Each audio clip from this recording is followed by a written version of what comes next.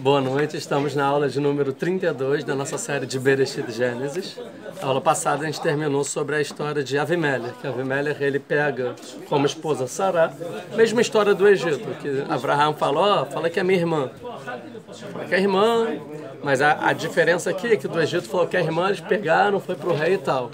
Aqui não, Avimelech deu uma verificada antes, perguntou para todo mundo, perguntou para Abraham, perguntou para Sará, perguntou para todas as pessoas que estavam com Abraham, quem é essa? Um falou, é irmã, é minha irmã.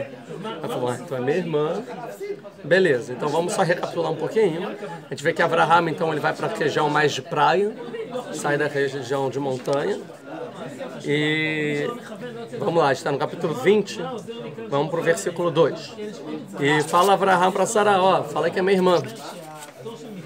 E aí veio o rei de Gerar, que era a região lá, que hoje é faixa de Gaza, a gente viu, que pega Sará. A gente viu, ele pegar Sará, a princípio foi alguma coisa certa ou não foi certa. A princípio era assim que o rei pegava as mulheres do reino, achava uma bonita, ia lá, ó, você vai casar comigo. Então, para a época, a gente viu isso. A princípio é algo normal. Seria algo normal na época se ela fosse solteira também, né? Essa é a ideia. Pelo menos na região que a gente vivia. Que a gente vivia não, tipo que eles estavam. 3. Vai avó Elohim e Avimelech. E aí vem Deus para Avimelech num sonho, de noite, a Laila, e falou, você vai morrer porque você pegou a mulher que é casada. Até então ele não sabia que era casada. A gente está no 20, no 20 para versículo 4. Então vai Avimelech, Locaraveleia. Aí vai mostrar assim, ué, mas calma aí, Avimelech não tem a página aí? Tô com aqui. Isso. Avimelech Locaraveleia. Mas Avimelech, durante a noite, não tinha se aproximado dela. Vai Omar Adonai Agoi Gam Tzadik Tarog. Então ele fala para Deus, ué, também é um povo justo, você vai matar? Tipo assim, eu nem tive relação com ela, eu não sabia, ele vai fazer daqui a pouco. Mas achei que é também um povo justo, você vai matar, porque ele acabou de destruir um povo perverso, que é Sodoma e Gomorra. Então agora também um justo, porque aqui não é Sodoma e Gomorra. Aqui tem regra, aqui a gente é ético. Aqui a gente não faz as coisas, a gente não pega mulher casada, não. Aqui não tem esse comportamento, não é igual o Sodoma e Gomorra, não é igual o Egito. Lembra o Egito? O Raj vai falar daqui a pouco. Que no Egito o faraó falou, é casada? Vaza daqui, porque eu não me responsabilizo se vocês ficarem mais um tempo aqui. O que alguém pode fazer com vocês? Aqui não tem muita regra, não. Então saia, vão mandar a gente acompanhando vocês, dá muito dinheiro, vão embora. Diferente aqui do Avimelech, que vai falar, não, podem ficar, porque já que está esclarecida a questão, eu sei que ninguém ia fazer nada. Ou seja, era um povo muito mais desenvolvido que o Egito e muito mais desenvolvido que Sodoma e Gomorra. Então, falando, o meu povo é justo, temos regras, a gente é povo ético e tal. A gente vai ver daqui a pouco a opinião do Malbim, que ele fala sobre isso lá no final do Shiur. Você também vai matar? Então, 5. Alô, Amar Leia-Roti, ele falou para mim que ela é irmã. Desculpa, eu perguntei. Não é que eu saí pegando, eu não me interesso, eu investiguei, eu perguntei. Ele falou, minha irmã, veio Gamir, também perguntei para ela. Ela falou, também sou irmã de Abraham. Os dois falaram a mesma coisa, Amrah e Hu. Botar um Levi. Então eu falo assim, com integridade no meu coração e com pureza nas minhas mãos, aceita Isota, eu fiz isso. Então dá 2 argumentos para Deus. Deus, você vai me matar? Eu fiz isso com integridade no coração e pureza nas mãos, mas mãos limpas, ou seja, tanto a questão interna como a questão externa, coração e mãos. Intenção e ação. Certo?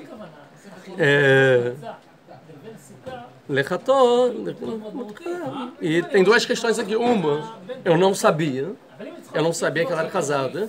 E a segunda é que ele não teve a relação com ela no final das contas. Não é que ele fez sem querer. Ele não sabia. E 2, ele nem fez o pecado. E mesmo assim Deus falou, você vai morrer por causa disso. Então ficou a pergunta, por que vai morrer por causa disso se ele não fez nada? Né? 6. Vai Omer lá, vai Elohim. Aí Deus fala para ele no sonho, Bahalom, Gama no Riadat. Eu também já sabia disso, que você tem integridade no coração e tal.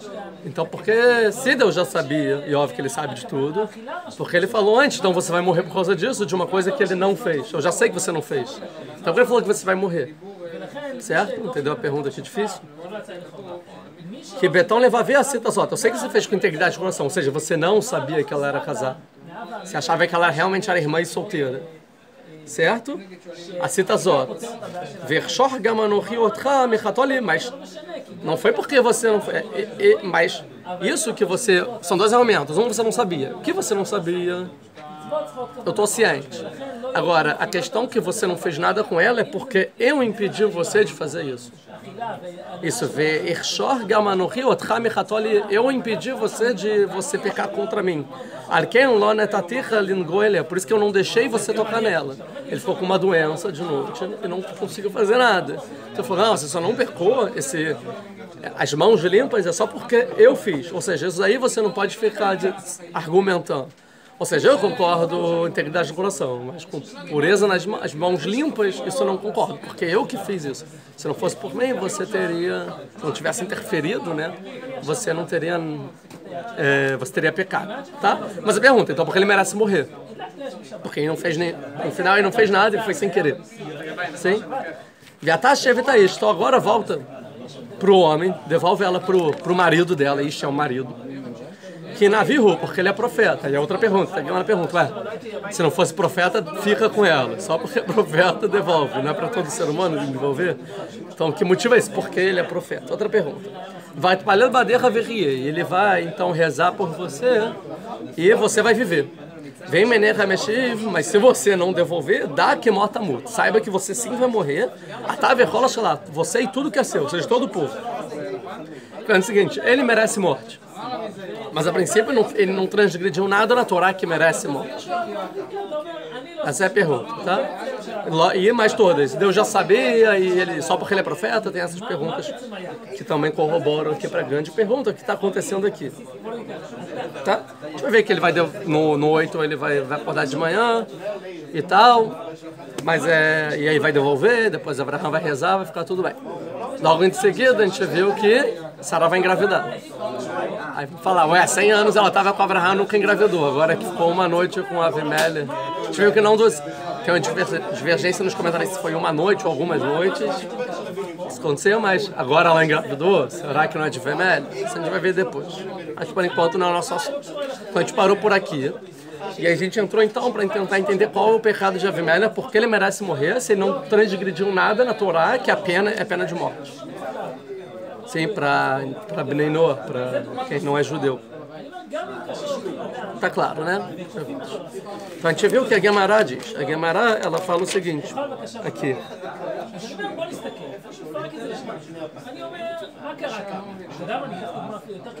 Então fala assim, a gente já aprendeu. O Sanai Shebalair, um forasteiro que chega na sua cidade, que chega na cidade, perguntam para ele, você quer comer, você quer beber, você quer dormir, você precisa de alguma coisa, ou perguntam quem é essa sua mulher? Quem é essa mulher bonita aí? Esther aí, a sua esposa, a Roteira aí, a sua irmã, Mekale, Benoa, Sheneragda. Quem sabe que Benoa, ou seja, filhos de Noé, ou seja, os povos do mundo tem pena de morte por isso. Porque ele já poderia ter aprendido essa conduta e não aprendeu. Isso é a Gemara que fala, como se fosse tipo, é isso, mas é muito estranho essa Gemara. Qual Maser? Maser Babakama 72 Aleph ou Makot 9 Beit. Dois lugares. Ou seja, a Gemara ela diz que esse é o pecado. O que a Gemara quer dizer? É o seguinte. Ele merece a morte porque ele deveria ter aprendido essa conduta, que é uma conduta de quando você recebe uma visita, você oferecer o que a visita precisa e não ficar pensando o que eu posso explorar para mim dele, né? Tipo, tô interessado na mulher bonita que ele tem. Não, o que você precisa? Que é o que Abraão vai ensinar, né? A bondade de Abraão, e por isso que Sodoma foi destruída, que eles eram totalmente contra a bondade. Aqui não é contra a bondade, é só que Avimelech deu pão, deu água para Abraão, hospedou Abraão, deu o que comer, deu para tomar banho.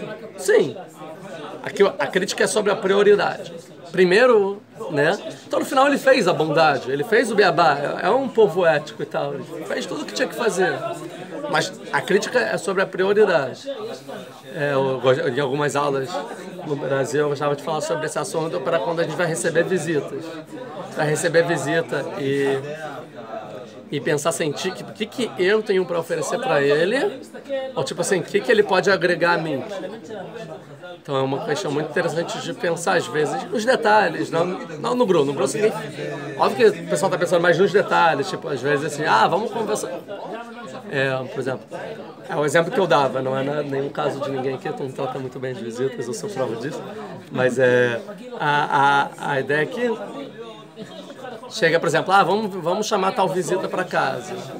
Ele é legal, ele é gente boa, ele também tem essa característica boa, ele é aqui na comunidade, vamos chamar, vamos fazer uma amizade com ele. Aí, vamos chamar o outro fulano lá para a nossa casa no Shabat? Não, mas ele é meio estranho, é uma pessoa chata, não tem muitos recursos, ninguém gosta dele, é meio diferente. Deixa esse, vamos chamar o legal. Óbvio que aqui eu tô pegando detalhe, óbvio que o grosso é bonito, mas dá para fazer sempre do que, ver detalhe por detalhe, o quanto influencia o que é agradável pra gente. Óbvio que às vezes a gente pensa assim, ele acha, eu não vou conseguir dar uma boa hospitalidade, talvez esse é o pensamento. Mas é isso, tipo assim, eu peguei um caso bem, no detalhe, mas tem coisas muito mais grosseiras que isso.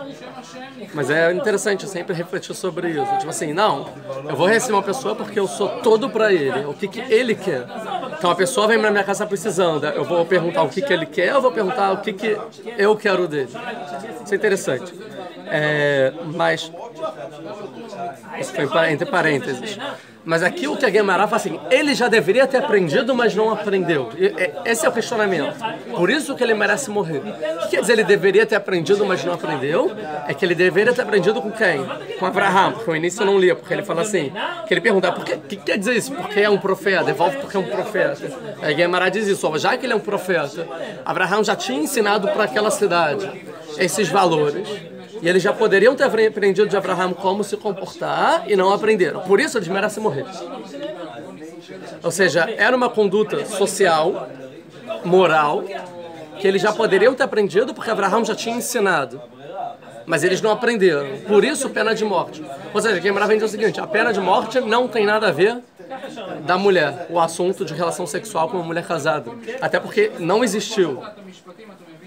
O erro, o que gerou isso? Por isso que Deus fala, eu sei que você teve integridade do coração, mas a mão não está limpa não, porque faltou ética.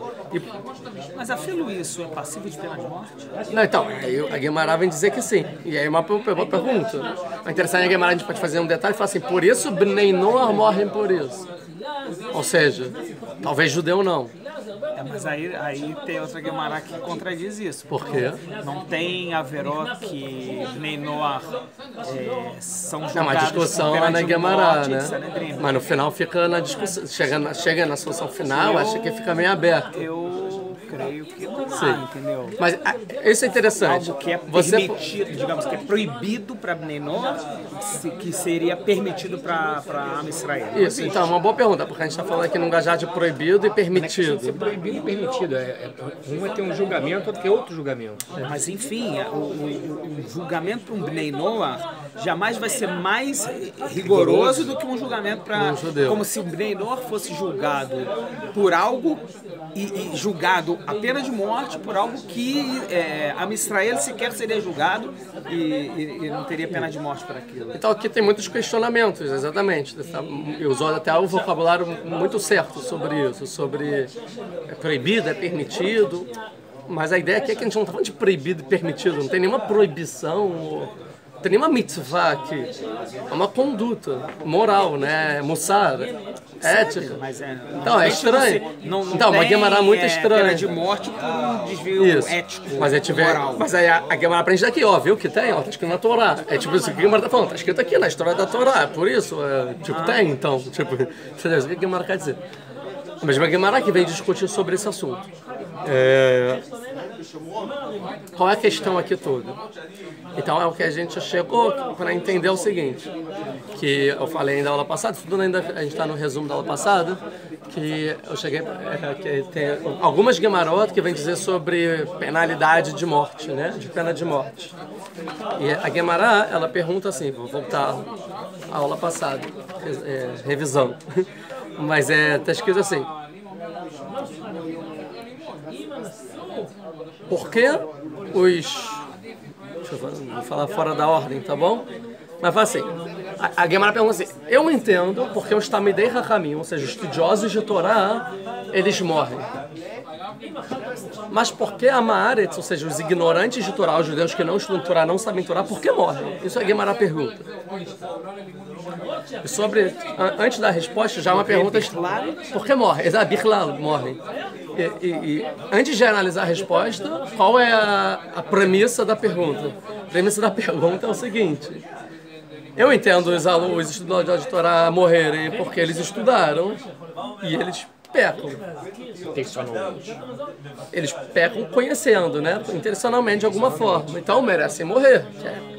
Que é a punição de transgredir a Torá. Agora, por que os ignorantes de Torá morrem? Mas os ignorantes de Torá também pecam. Muito mais que os estudiosos, provavelmente. Não sei. Ou tanto quanto. Mas não sabe. Mas por que ninguém pergunta por que eles morrem? Porque não sabe. Então qual é a diferença? Daqui, só pela pergunta, a gente já entende que a punição e recompensa depende se você está ciente ou não da lei. Ou do assunto, como se. Que o ignorante de Torá, ele até sabe às vezes, mas talvez não no nível suficiente, vai dizer, ó, você morre por isso. Então, o que aí, qual é a resposta da Gemara? Não, eles morrem, e a Gemara, a resposta colabora. Não, eles morrem não porque eles transgridem a Torá, mas sim porque eles chamam Aron HaKodesh de Aron, ou seja, a arca sagrada, onde fica a Torá, de armário, e a sinagoga de casa do povo. Querendo dizer o seguinte, eles não morrem porque eles transgridem a Torá, eles morrem porque eles não honram a Torá. E lá, o Rashi respeita, ele diz, porque até os ignorantes de Torá, eles receberam sobre si honrar a Torá e o judaísmo. Naquela época que a Gemara está estudando.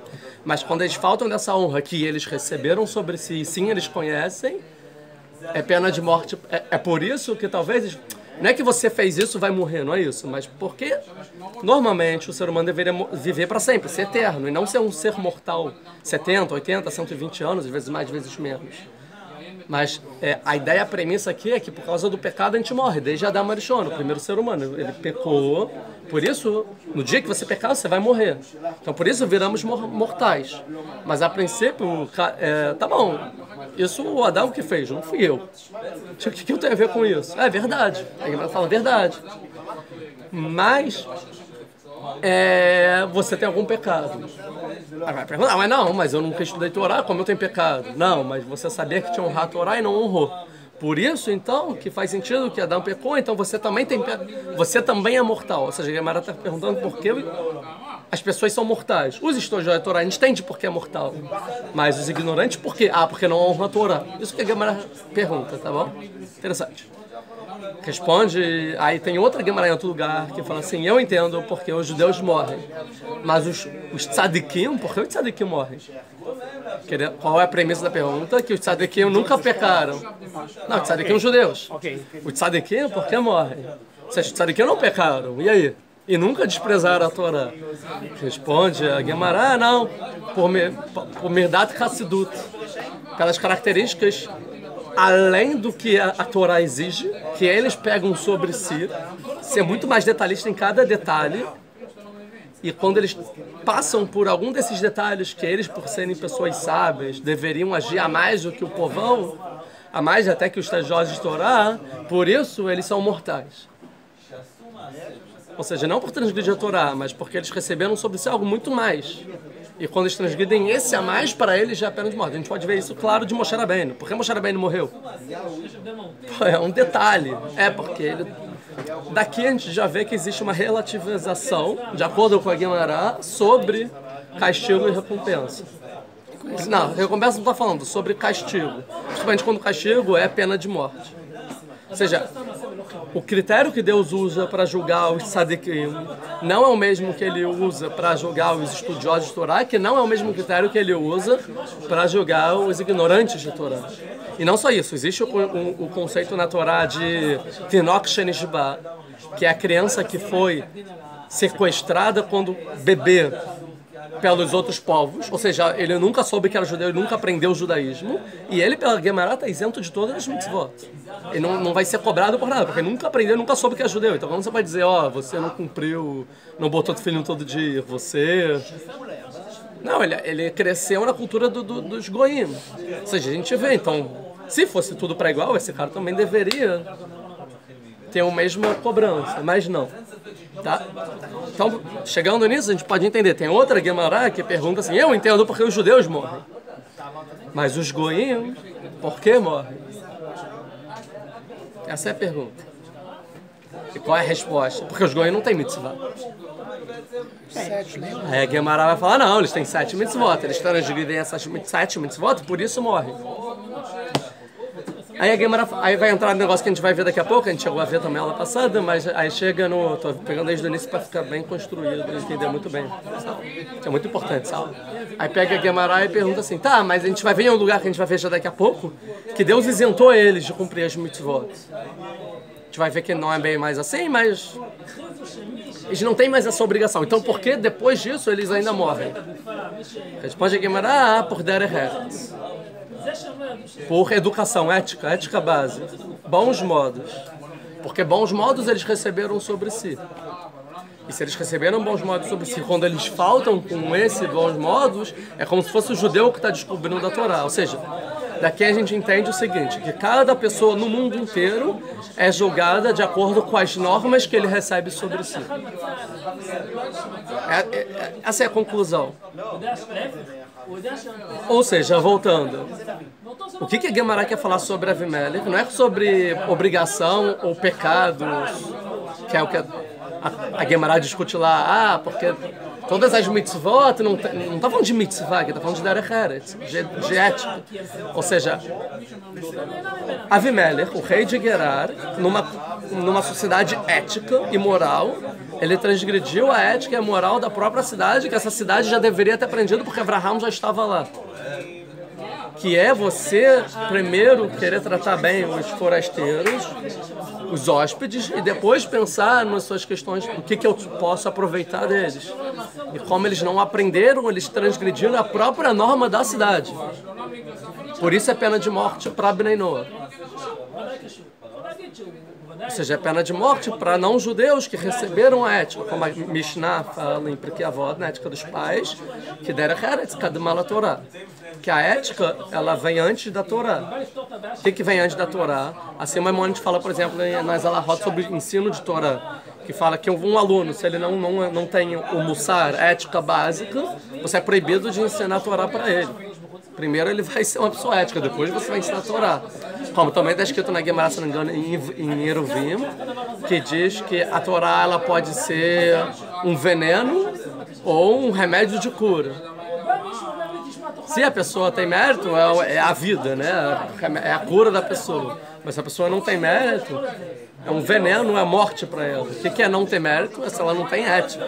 Se uma pessoa não tem ética e estuda a Torá só vai fazer mal para essa pessoa. Se a pessoa com boas características estuda a Torá só vai fazer bem. É isso. Derech eretz kadma la Torá, veio antes da Torá. Interessante que nesse momento aqui a Torá ainda nem veio para o mundo. Que a gente está falando, a Torá só vai vir em Shavuot, que a gente vai comemorar agora de domingo, né? Então é isso que está falando aqui, isso que a Gemara quer dizer, derech eretz. Por isso que Avimelech mereceu morrer. E o que ele justifica? Ele não justifica na Lahá, ele justifica, eu fiz com integridade do coração e minhas mãos limpas. Eu fiz de acordo com as normas de ética da sociedade. Ele fala, não fez, porque você já aprendeu que deveria ter perguntado, não deveria estar saindo perguntando sobre a mulher. Deveria antes ter recebido eles em casa. Entendeu? Então, entendido esse assunto, que eu acho que é um assunto muito importante para a vida, a gente pode chegar na Gemara aqui. Então, na Gemara, em Baba Kama 38, Amud Aleph, página Aleph. Essa questão de certamente você vai morrer tem a mesma conotação de quando Hashem falou para Adam Arishon que ele iria morrer. Talvez. Não, mas para Adam Arishon aqui tem uma mitzvah, ele ordenou. Você não poderás comer. Uma vez que ele fez, ele iria morrer. Sim. Só que ele fez e não morreu. Morreu? Ele morreu depois. Sim. Não morreu imediatamente. Talvez tenha a mesma ideia de essa questão em relação a Avimelech. Será que essa punição seria como se fosse uma punição imediata por esse desse desvio de conduta, ou se também aquilo seria um motivo para que ele no futuro morresse. Não. Então, o que os nossos sábios figurados vai chegar, o que fica mais claro no final do capítulo, é que porque ele não tocou na Sará, porque ele ficou com uma doença que fechou todos os orifícios dele. Tudo bem. Então para ele era claro que em algumas horas ele ia morrer. Ele e o povo todo, porque todo mundo ficou com essa doença. Okay. Então essa questão, você vai morrer, vai morrer mesmo, porque o julgamento já foi feito, a punição já foi realizada e você está sofrendo. Mas isso tá meforash aqui, então, ou são midrashim? A gente vai chegar a isso mais pro final do capítulo, tá? A gente entra mais nisso. Ok. Pode ter outras explicações sobre isso também. Mas vamos para Guimarães, então, 38, vai falar o seguinte, está escrito assim. Tem um passuco em Havakuk, que eu já trouxe a aula passada, que fala assim, Havakuk 3:6.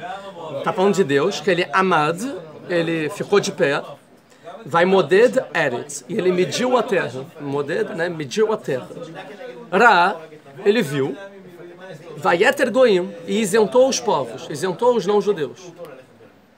Um passuco muito estranho. O que é? Ele levantou, mediu a terra, viu e isentou os povos. O que é isso? A Guimara dá uma explicação, aí derruba essa expressão, dá outra, derruba, até que depois vem o Rav Yosef e é a explicação que fica. E o Rav Yosef ele explica o seguinte. Falou o Rav Yosef. Amad vai modederetz, então ele se levantou, mediu a terra e viu. O que ele viu? Falou Rav Yosef. Ra sheva mitzvot shekiblu alehem bnei noah velo kaimu. Que é exatamente essa questão da Guimara passada que eu não falei. Então é o seguinte, ele viu que as 7 mitzvot que receberam, agora kiblu, receberam, que os filhos de Noé, todo mundo que saiu de Noé, que é o pacto do Brit, do arco-íris que a gente já viu, não tem uma aula que está chegando a mais de 100 likes, né? E mais uns 800 e poucas visualizações nessa aula de Bnei Noah. Então viu que 7 mitzvot... Vai fazer que nem o Rav Hash, que vai... Quê? Fazer que nem o Rav Hash, que vai fazer esse povo de... Então ele viu as 7 mitzvot que recebeu Bnei Noah, e ele viu que eles receberam, mas eles não estavam cumprindo. Amado vai estar lahem. Então ele se levantou e isentou eles. Falou, então sabe de negócio? Estão isentos dessas 7 mitzvot. Tipo, essas mitzvot não são mais para vocês. E aí isso surge em várias perguntas. Como assim? O que são as 7 mitzvot? A gente falou, não matarás, adultério, roubo, idolatria. Agora, então tá liberado. É isso que quer dizer? Estranho. Então a Guimará própria fala, não, calma aí. Tá estranho. Aí vai perguntar, Imkem, se for assim, Matzino Roten, esse cara, a gente vê um pecador que lucrou. Porque eles pecaram, agora lucrou, pode tudo. Já que vocês pecaram, tá tudo liberado. Não pode ser que a pessoa peque e por isso ela se dá bem, tipo, ela ganha alguma recompensa, que é tipo, você pode continuar nessa conduta e não vai ser mais punido por isso. Uma coisa que antes você era punido por isso. Então não existe um pecador que ele é recompensado por isso. Então, então vai vir o Rav, vai vir o Marbrei, filho de Rabanã, e aí vai explicar, não. O que o Rav Yosef quis dizer não é que eles estão isentos das mitzvot, não é isso. Mas sim, Lomar Shefil Mekaem Otam En Mekablim Alehem Sahar. Não é que eles estão isentos na questão de punição, mas sim que mesmo que se eles cumprem as mitzvot, agora eles não recebem mais recompensa por cumprir as mitzvot. Ou seja, vamos supor, ele quer fazer idolatria, mas ele fala, não, Deus, ele proibiu. Então ele não faz idolatria a vida inteira. Aí vem o Rabana, não. Quer dizer, então, que mesmo que ele nunca fez idolatria, ele não vai receber recompensa por isso, não.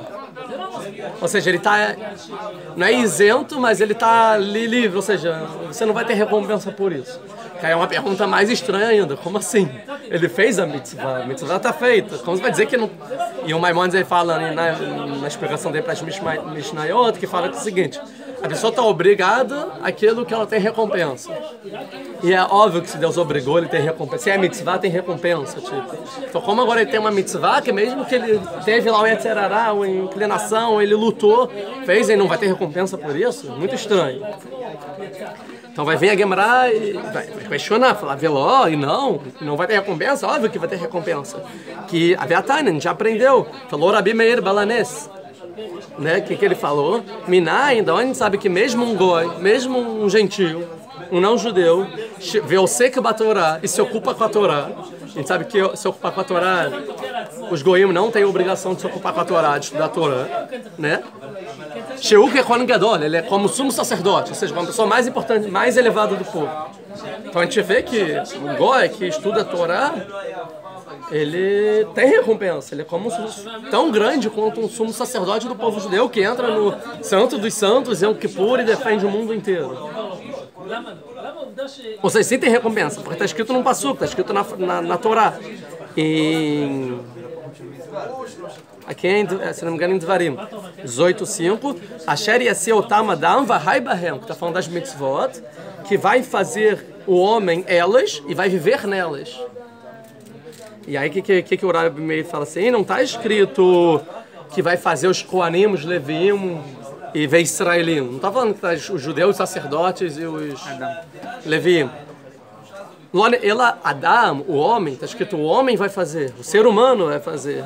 A lamada, daqui a gente aprende que mesmo um goi, um não-judeu, que não é nem Israel, nem Levi, nem Cohen, é Adam, é ser humano, que se ocupa com a Torá, ele é como um Kohen Gadol, ele ele vai viver com elas, vai ter vida por isso, se escolher, se estudar a Torá. Isso é uma regra para todas as mitzvot, então. Muito mais aquelas que ele está obrigado, que são 7. Amrei, Shen Mekablim, então, o que quis dizer aqui? Conclusão da história toda. Mekabelim alehem sahar. Não, tá certo. É óbvio que recebe recompensa.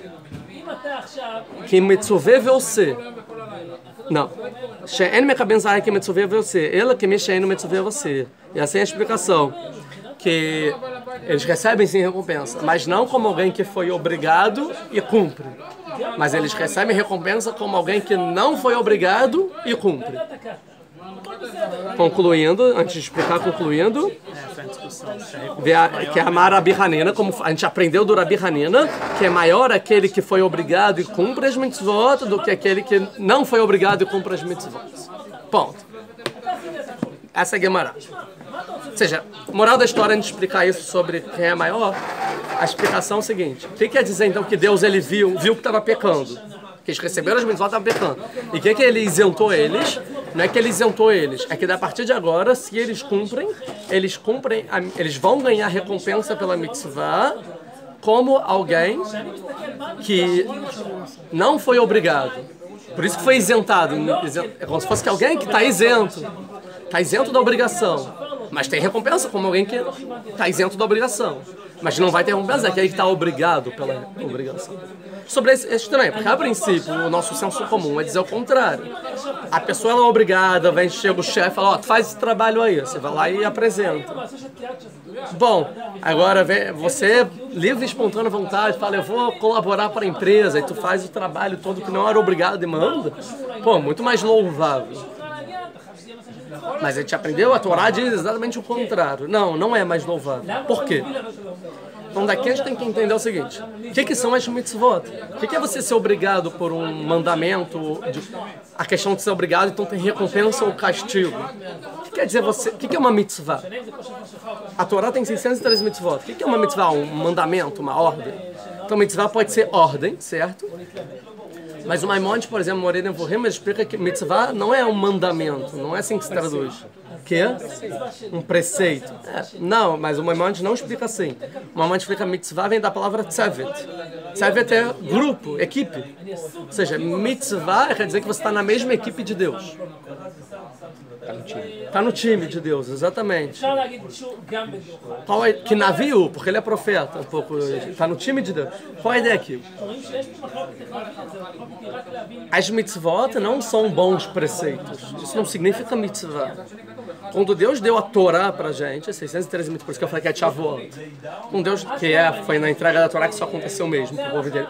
Quando Deus deu a Torá pra gente, 613 mitzvot, 613 ordens, quer dizer que são 613 caminhos que você consegue se conectar com Deus no cumprimento dela. Por exemplo, se você não faz parte da empresa e você faz o seu trabalho e apresenta para um chefe que não é seu, você pode ser até beneficiado, mas você não está conectado ao chefe. Você foi lá e entregou uma coisa para ele, falou, que pessoa aleatória é essa? Tá bom, bom. Agora, se você faz parte da empresa, ou seja, você tem obrigações a fazer com o seu chefe, você é da empresa.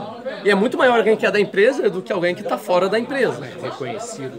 Por quê? Não, porque está na empresa, né? Mas agora não estou falando de empresa, estou falando de Deus. Deus, vamos supor um rei, vamos falar antes do rei. Tem um rei, o rei está na mão dele a sua vida e a morte do povo inteiro, ele faz o que quiser. O rei da época absolutista, vamos dizer assim. Tá bom? Você faz uma coisa que o rei gosta, uau, que graça, vai receber sua recompensa.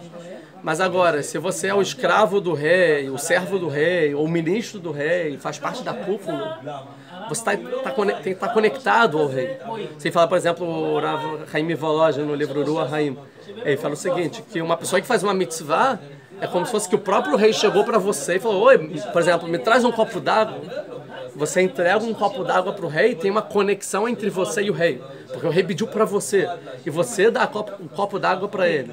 Ele fala assim, por exemplo, nenhum ministro pode tocar no trono do rei. Só tem uma pessoa que pode tocar, ou na coroa do rei, ou no mastro do rei, ninguém pode tocar, pena de morte. Só tem uma pessoa que pode tocar no trono do rei. Quem limpa o trono do rei? O servo do rei, o fiel, que é o que limpa a coroa. Ele toca no trono do rei, porque ele está conectado ao rei, ele é o servo do rei. Ou seja, em algum aspecto ele é maior do que o maior ministro do império inteiro. Ele é a pessoa que fica mais próximo ao rei o maior tempo possível, que dá água, abana, não sei o que lá, bota para dormir, limpa o quarto. Ele é a pessoa que mais conhece o rei. Por quê? Porque ele é contratado do rei, tem uma ligação. Ou seja, a mitzvah não é um bom preceito. A mitzvah significa uma forma de conexão com Deus. Quando Deus deu para os goim as 7 mitzvot e depois para o povo judeu 613 mitzvot, Deus falou assim, eu quero estar conectado com o mundo, eu quero estar conectado com essas pessoas. Como? Através dessas práticas. Então, ao você cumprir isso, você tem dvekut, você se cola com Deus, você se conecta a Deus. Tá? Essa é a ideia. Agora, se a pessoa faz isso não porque é mitzvah, mas porque sim ela quer, mesmo ao fazer isso, não existe uma conexão com Deus, porque Deus não te pediu. Você não é contratado para isso. Sim? E sim, existe um bom preceito. Você quis fazer alguma coisa boa, que se chama derech eretz, educação. Então, por exemplo, se a pessoa ela recebe pessoas em casa porque é alguma coisa ética e bom, que a pessoa está precisando, ele fez um preceito, ele é um bom ser humano. Se ele fizer isso muito bem, ele é o melhor ser humano que existe. Mas ele é o melhor dos seres humanos. Mas melhor dos seres humanos não significa estar conectado com Deus. Agora, se a pessoa ela recebe os convidados, por exemplo, um judeu, porque tem uma mitzvah de Arnasat Orchim, que Deus falou, você deve receber convidados, você recebe porque é mitzvah, nem importa como você fez, você está conectado com Deus, mesmo que você não é do melhor dos seres humanos. Ou seja, ser o melhor da humanidade não significa se estar mais conectado ou menos com Deus. Que a forma de conexão com Deus é somente através das mitzvot. E o derech eretz, que isso significa Torá. O que é Torá? É a conexão de Deus com o mundo, que ele deu a Torá para o mundo. Estava no céu, ele dá para o mundo. Que é a Shavuot. É quando Deus se conecta ao mundo. Ele fala, eu quero morar aqui. Através dos preceitos que eu mandei fazer, vocês estão fazendo. Agora, se você não está conectado com Deus, você pode ter melhor das sociedades, mas isso não quer dizer que Deus está conectado na sociedade.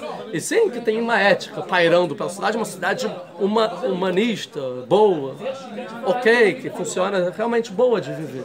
E isso vem antes da Torá. Ou seja, primeiro, Deus exige que você tenha uma sociedade boa. Se tiver uma sociedade boa, agora eles estão propícios para cumprir a Torá, algo a mais. E faz parte da mitzvah também. Não, depende da sua kavaná, depende da sua intenção. Eu faço porque é mitzvah ou faço porque eu acho por algum interesse, mesmo que é um interesse ético. Eu acho que é o que eu devo fazer. A gente vai chegar a isso melhor daqui a pouco. Mas o que a Guimarães quer dizer é o seguinte. Quando Deus viu que os goim, eles receberam as 7 mitzvot, mas eles não cumpriam mais, ele falou assim, não faz sentido eu ficar punindo eles por alguma coisa que eles não estão fazendo. certo? Que? Eles nem conhecem mais. Não, eles conheciam, mas eles não estavam cumprindo. Ele vai ter, ele permitiu eles. O que é permitiu eles? Não as mitzvot, mas a recompensa. Quer dizer que agora eles recebem a recompensa como alguém que não foi ordenado e faz. O que isso quer dizer? Que ao Deus mudar esse status, Deus se desvinculou deles. Falou, toda a conexão que vocês podiam chegar para mim, que são através dessas 7 mitzvot, agora está cortada essa conexão. Mas se vocês fizerem essas mitzvot, não é mais mitzvah. Se vocês se comportarem de forma ética, ou seja, não matar, não fazer idolatria, não pegar a mulher do outro, vocês vão ter recompensa, mas como Derech Eretz. Que é Derech Eretz, caminho da terra, é educação, educar uma boa sociedade, vocês vão ter seus méritos. Uma boa sociedade está sendo constituída, mas nossa conexão agora não está estabelecida. É isso que a Gemara está dizendo, que Deus rompeu a ligação com todos os povos, menos com o povo judeu. Quando viu que eles não estavam cumprindo as mitzvot, mas que eles têm mérito por ser éticos, sim, isso eles têm mérito.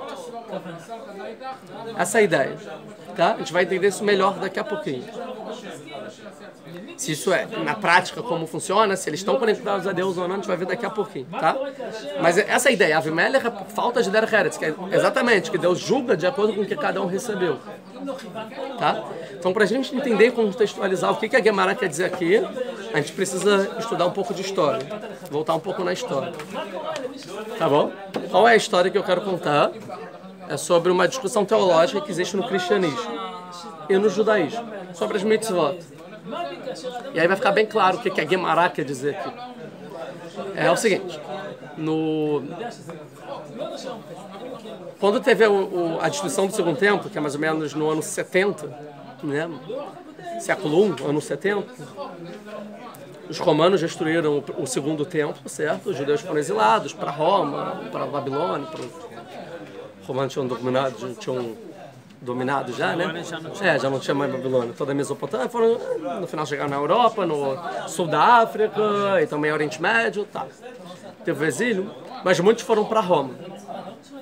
Agora, naquela época da destruição do templo, muitos romanos, ou muitos goim, não judeus, gostavam do judaísmo. Romano é parte da filosofia e tal. E eles viam interessante a cultura, ela via o judaísmo e achava muito interessante, diferente de outros povos que queriam acabar com a Torá. Não, é interessante, mas eles viam como de forma ética. Mas conta que na época, por exemplo, tem o primeiro filósofo judeu que existiu, que na verdade era um judeu totalmente assimilado, helenizado, ou seja, da cultura totalmente romana, greco-romana, né? Chamava Filão de Alexandria. Ele escreve num dos livros dele, um livro dele, né, que é também chamado de historiador, filósofo, que ele explica que em Roma, o Shabat era um dia muito bom, porque não existia uma pessoa em Roma inteira que não descansava no Shabat. Querendo dizer o seguinte, que naquela época que ele vivia, todos os romanos basicamente cumpriam o Shabat. Por quê? Porque é a influência do judaísmo. Tem arqueologia dizendo que as sinagogas daquela época, da destruição do Segundo Templo, elas tinham 3 partes, uma dos homens, outra das mulheres e outra dos outros povos. Eram 3 partes da sinagoga. Então a sinagoga tinha 3 partes, porque muitas e muitas pessoas iam no Shabat ouvir as prédicas dos rabinos no Shabat na sinagoga. Então tinha uma parte para os outros povos, uma parte para os judeus, homens e para mulheres. É uma coisa normal, porque era bem visto na sociedade. E não só isso, muitos romanos se convertiam para o judaísmo naquela época. Tá? Muitos. Mais mulheres que homens. Por quê? Porque o homem tinha que fazer Brit Milá. Então no final, na época não tinha cirurgia e tal, anestesia. No final, então as mulheres principalmente faziam muito. A gente tem várias histórias de Rabi Akiva que ia para Roma, encontrava uma convertida, tinha um monte de convertido na época. Mais mulheres que homens. O homem porque Brit Milá dói, e 2, porque na cultura greco-romana, que valorizava o corpo, você fazer o Brit Milá era visto como uma imperfeição da estética humana que era valorizada, então também culturalmente não pegava bem você ter um defeito. Tanto que eles faziam as estátuas com o piu-piu de fora, olha que... Então eles valorizavam essa... Então não era legal por esses 2 motivos, então os homens faziam menos, tá bom? Ou seja, era uma cultura que queria muito o judaísmo, mas as mitzvot dificultam. É difícil ser judeu. Tá?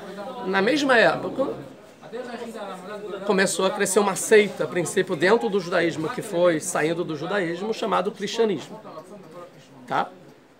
E a ideia é a seguinte, quando os goiam estavam assim, eu gosto do judaísmo, mas é muito difícil de cumprir as mitzvot, chegou uma pessoa chamada Paulo de Tarso, né, que dá o nome da cidade de São Paulo, o Paulo, que era um dos apóstolos tal, que é um dos mais que escreveram o Novo, que dizem Novo Testamento, né? Testamento é como se fosse que... O Velho Testamento quer dizer que é como se fosse que está inválido, não é? Torá é válida, é Torá viva. Eles chamam de Novo Testamento, ele que escreveu a maioria, ele oferece para o seguinte, eu tenho tipo um judaísmo, gente, mas é um judaísmo mais barato, um judaísmo que não precisa fazer Brit Milá, que não precisa cumprir Shabbat, descansar no Shabbat, tipo, não trabalhar no Shabbat, não precisa fazer mitzvot, pode comer carne de porco. Mas a questão teológica, tudo igual do judaísmo. E aí, com isso, o cristianismo começa a crescer... Caiu nas graças. Igual o reformismo hoje em dia, a mesma coisa. Tem um judaísmo, mas não precisa fazer nada. O que é certo e errado? Não tem certo e errado, não. Faz o que você quer. É importante vir na sinagoga, não é prédica do rabino que você quer? Tem prédica de rabino. Tipo, então vamos. Para que eu vou lá no ortodoxo, cumprir as mitzvot, tem que fazer Brit Milá, tem que casar só com judeu? Não. Então é isso que ele oferece, um judaísmo barato. Até que, séculos depois, ele vira a religião oficial de Roma. O cristianismo. Ou seja, é por isso que o cristianismo ele ascende, né? Dentro do judaísmo é uma coisa bem pequena, ele sai do judaísmo, saindo das mitzvot e entrando no final virando a maior religião da história, vou dizer assim, que até hoje a igreja e toda a cultura ocidental hoje em dia vem da igreja, vem do cristianismo, tanto, eu já falei assim, tanto os não religiosos, os laicos, quanto os religiosos.